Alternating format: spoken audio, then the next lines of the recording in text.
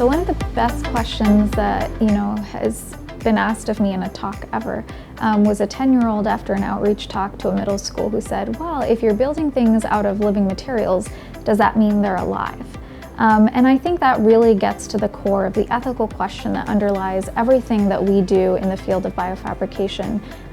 in my lab as well as broadly in the field. You're putting together living cells, and as engineers, you're really thinking of them as functional components. So in my mind, skeletal muscle is no different than any other kind of actuator that I might use in a traditional engineering setting. However, once you start integrating components, say like neurons or neural networks, that might be doing a little bit more of sensing and processing and responding, giving these robots a little bit more autonomy, that starts, raising maybe some ethical or moral considerations. And then you start saying, well, a living being is really something that can do all of these things, but can also autonomously feed itself, metabolize nutrients in its environment, and typically also reproduce. And so at some point, if you go and are able to make a robot that's made out of living materials that checks all of those boxes, I do think you've made something that is worthy of moral consideration, if not as a human, at least as an animal subject, in the same way that we,